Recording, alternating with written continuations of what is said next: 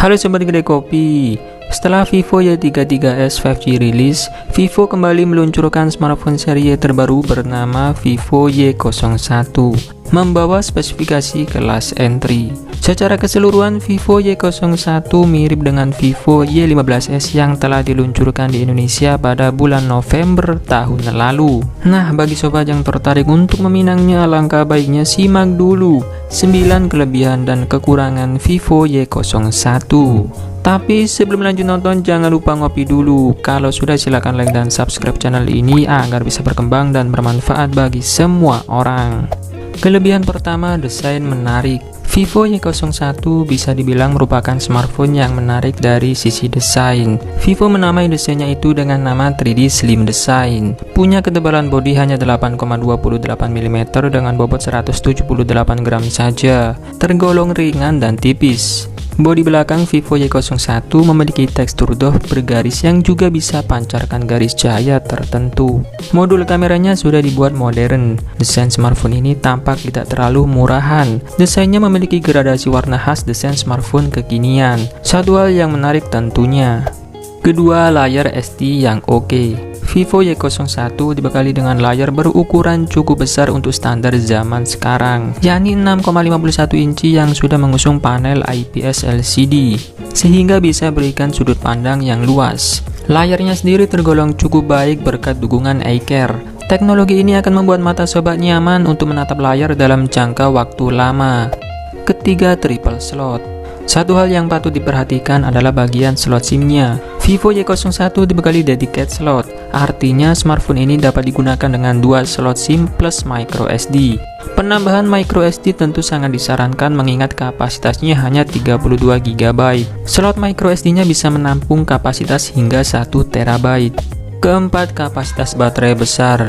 Di sektor daya, Vivo Y01 dibekali baterai berkapasitas 5000 mAh. Baterai smartphone ini memiliki manajemen daya pintar milik Vivo. Vivo sendiri mengklaim jika smartphone ini mampu bertahan lama untuk menunjang aktivitas sehari-hari, seperti bermain game atau menonton video. Terdapat pula fitur reverse charging yang membuat Vivo Y01 dapat menjadi power bank untuk perangkat lain.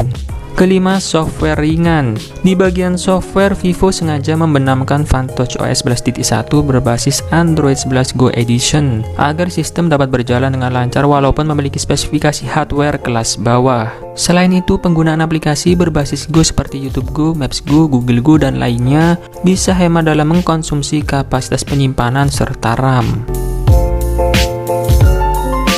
Nah, selain kelebihan-kelebihan tadi, tentunya Vivo Y01 juga punya sejumlah kekurangan yang perlu sobat pertimbangkan sebelum meminangnya. Kekurangan pertama, tanpa fast charging. Yang selalu jadi masalah di smartphone kelas harga 1 jutaan ada di bagian pengisian daya. Karena itu, tidak heran jika Vivo Y01 tidak mendukung fast charging. Karena tidak mendukung pengisian cepat, maka mengisi baterai 5000 mAh butuh waktu lama. Waktu pengisiannya bisa mencapai 3 jam lebih. Namun hal ini bisa diantisipasi dengan pengisian daya saat tidur. Kedua, port USB jadul. Cukup disayangkan Vivo Y01 masih menggunakan USB jenis micro yang sudah tergolong jadul. Padahal saat ini sudah ada smartphone 1 jutaan yang sudah menggunakan USB Type-C. Transfer data micro USB tentu tidak secepat USB Type-C dan tidak bisa dibolak-balik. Sobat harus fokus saat mencolokkan kabel ke port USB. Memaksa mencolokkan kabel secara terbalik bisa menimbulkan kerusakan pada port USB smartphone. Ketiga, kamera biasa saja. Di sektor fotografi, Vivo Y01 hanya dibekali satu kamera belakang. Seharusnya Vivo bisa memberikan dua kamera agar terasa ada peningkatan. Satu kamera di smartphone 1,5 jutaan jelas kurang menarik. Karena hanya satu kamera, efeknya memotret bokeh harus memakai software. Tentu akan lebih mudah diterima jika software bokehnya bisa memberikan hasil foto yang bagus. Sementara kamera depan, Vivo Y01 beresolusi 5 megapiksel yang sebenarnya oke tapi cenderung biasa. Bisa dikatakan hasil tangkapan foto dari kamera belakang dan depan cenderung biasa saja, malah terasa kurang begitu bagus. Keempat, performa kalah saing. Vivo Y01 dibekali chipset MediaTek Helio P35. Chipset ini bukan berarti jelek, malah chipset ini jelas lebih baik jika dibandingkan Unisoc SC9863A. Sayangnya untuk performa gaming masih kurang begitu gahar. Hal ini karena chipset Helio P35 lebih mengutamakan hemat daya. Chipset ini punya fabrikasi 12 nanometer yang tujuannya memang untuk efisiensi daya dan penggunaan aplikasi ringan atau aplikasi sehari-hari. Nah, itulah tadi pembahasan mengenai kelebihan dan kekurangan Vivo Y01.